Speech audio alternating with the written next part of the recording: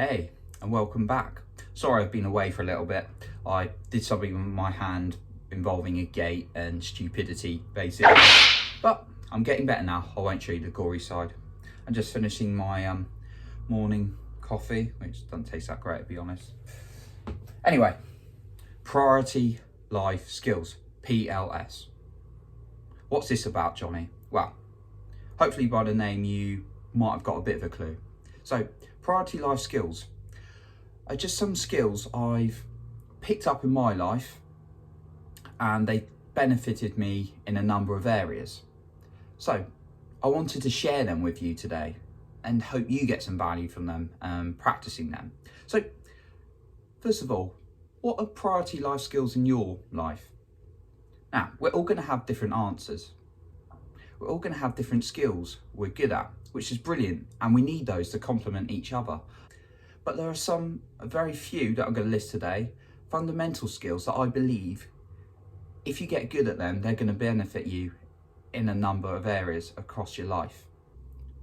By the end of this video, what I want you to get is an understanding of what these skills are and how you can apply them in your own life. I'd also like to say thank you to you for taking the time amongst all this chaos to watch my YouTube video or listen to this to help develop yourself. There are different skills in different areas and professions of life. So, if you're in the NHS, thank you very much. If you work in the NHS, by the way, for all the stuff you're doing and all the things you do, including helping my hand, you are superb. Or if you're a teacher, again, thank you very much for all your service. You're brilliant. I'm not going to do this with every single profession, by the way, but thank you to everyone who's playing their role in society and giving to people, which is most people. So thank you to everyone. And again, thank you to my listeners and watchers. So we're going to have different skills. So an athlete, for example, is going to have a different set of skills from a teacher. Or a teacher's going to have a different set of skills from a doctor, for example. They might have some similar skills that they both use. But there are a few skills that, if you apply them, they're going to benefit you in a number of areas of your life. Okay, let's get on to these skills. Skill number 1, listening. Listening is an underestimated skill. People don't realise how important listening is. Actually, I think some people have started to notice how important it is in recent years. But often, as human beings, and it's a natural tendency, we've got our own agendas. And I've been there myself, when you're thinking what you're going to say, what you want to get out of something, you're so in your head that you don't necessarily listen to other people. But that's unfortunately a natural human being tendency, but we can get out of that. But if you can listen to someone, think about it. Think about a time when you've been in a conversation with someone and they've really been listening to you, paying attention to what you want to say or what you are saying. I can think of an example the other day before the office shut, when I was chatting to a good mate of mine at work. And we're having a conversation and he was really listening to what I was saying. And you feel great. You feel like a great connection, a great friendship, really listened to, really valued. Fantastic. But I've been on dates, not too many, but a couple of dates where they've actually heard what I'm saying, but not been listening. Maybe it's my fault. Maybe the topic at the time wasn't interesting enough. But when they've sort of got their eyes looking around the room, or if someone in general looks around the room, you don't feel valued. And I thought, I'm not really enjoying this person's company. They're not paying attention. I don't feel valued. And I'm sure you feel the same as well. So if we can get good at listening, we're going to build better connections with people. And not only that, we're going to pick up more information. There are 2 types of listening. There's verbal and non-verbal communications. So verbal is listening to the words or hearing what someone's saying, listening to what they're saying. And then the second one is non-verbal.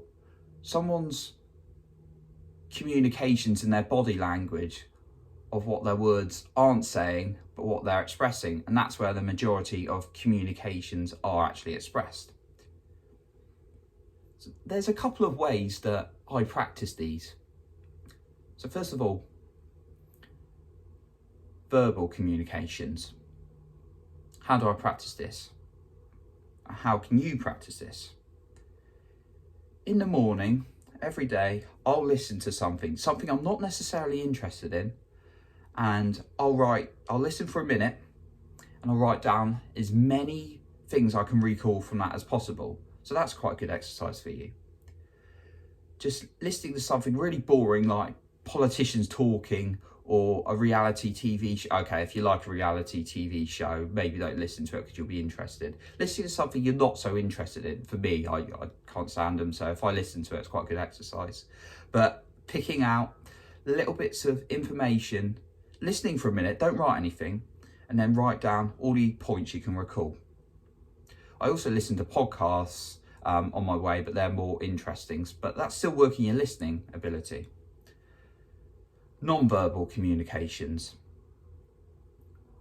A good exercise for you to do on this is what I do. 5 minutes watching something, again, something you're not so familiar with, such as a Netflix TV show that you haven't watched before, and putting it on mute, no sound at all, and just write down all the observations you're getting from the characters, from their body language and non-verbal cues.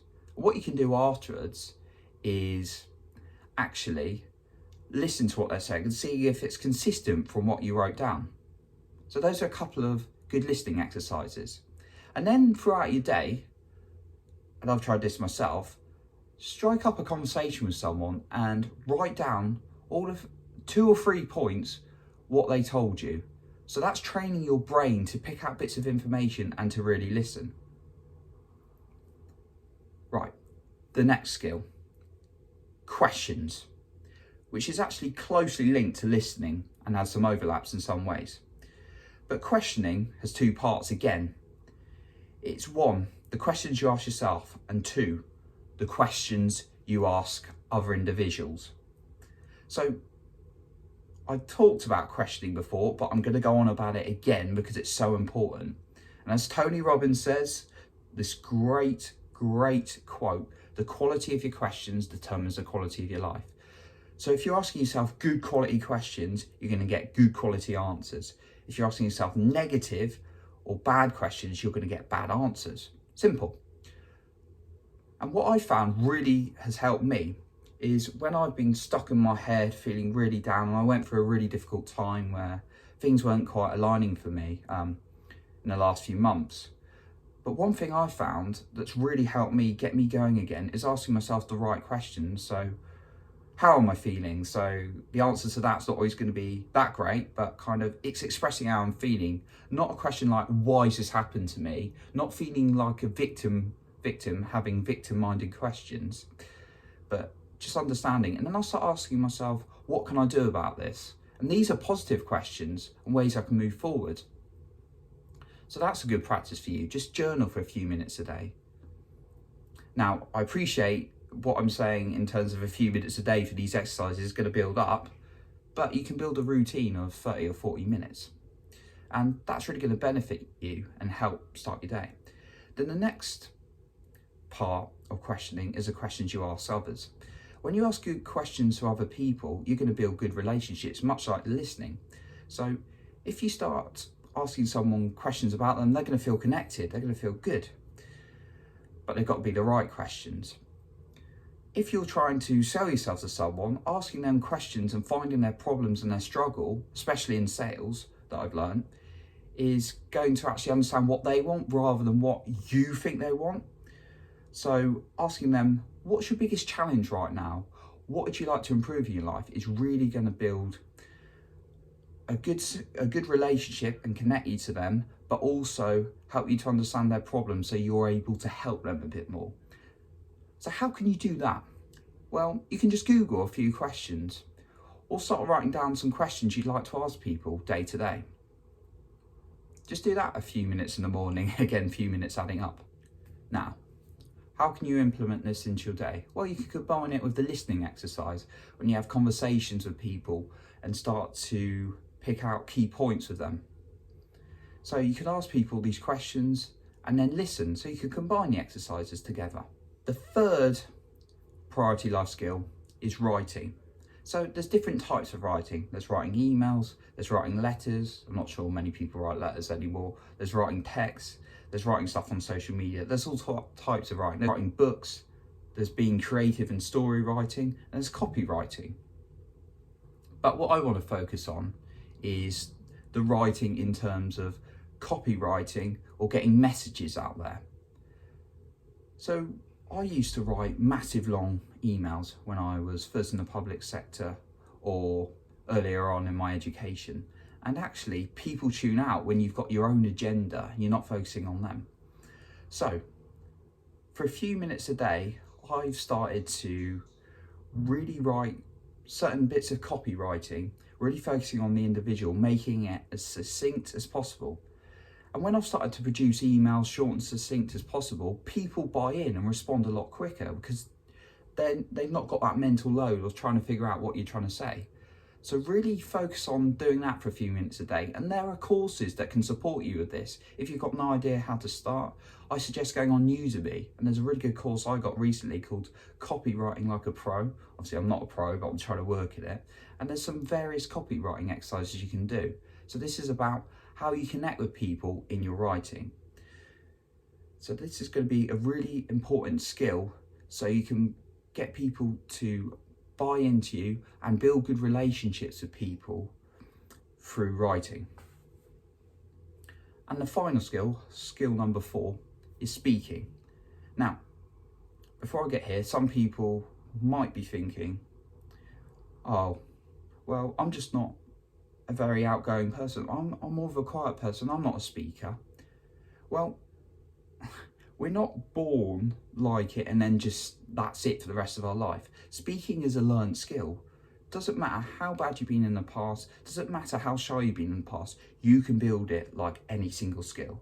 And I've had it in my own life. I used to be shy as anything in a meeting. I used to just say my own name and be really quiet and go red. I used to be a really shy individual, but now I keep making content. Am I the best speaker in the world? No. But I'm improving myself every single day because I love it. And you don't have to love it at first, but if you can build up good speaking skills, you're going to get so many benefits.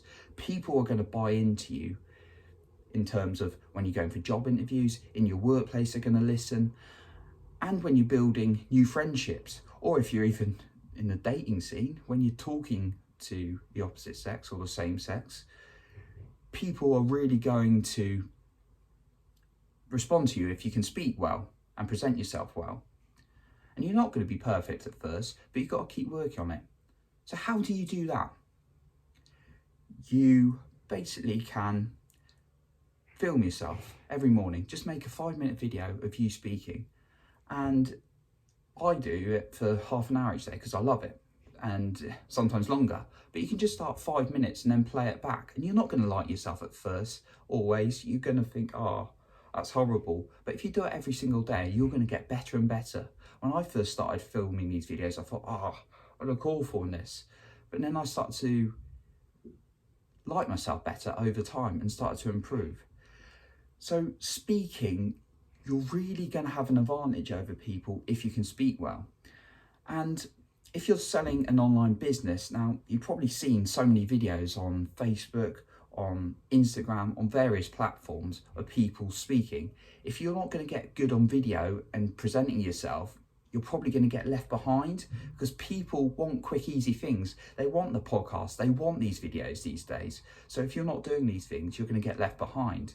But if you're not doing a business, being able to speak well is going to have so much advantage for you as well, by just presenting yourself better and creating more opportunities for yourself. There we have it, my priority life skills. Again, I'm not saying other skills in life are not important, because there are so many other skills out there and people can complement each other with their different skills. Keep working and developing skills you enjoy doing or think are needed in your life. But if you can get good at the skills I've just talked about, just by doing these little exercises each day, you're going to get better and better. That's really going to help you in a number of areas across your life. So, thank you very much for listening today. I'll be doing more of this content now I'm back amongst all the chaos that's going on. Just a quick reference of my sources. So if you want any more information from me, just go onto my website, johnnypardo.com. I've also got a newsletter, free opt-in at the moment, about self-esteem, so feel free to check that out and subscribe. I'm also on a range of platforms on social media. Just type in Johnny Pardo into Facebook, Instagram, LinkedIn. You can find my books on Amazon, on multiple podcast platforms, and of course YouTube. So just type in Johnny Pardo into those once again. Speak soon, guys, and keep working at those priority life skills. See you later.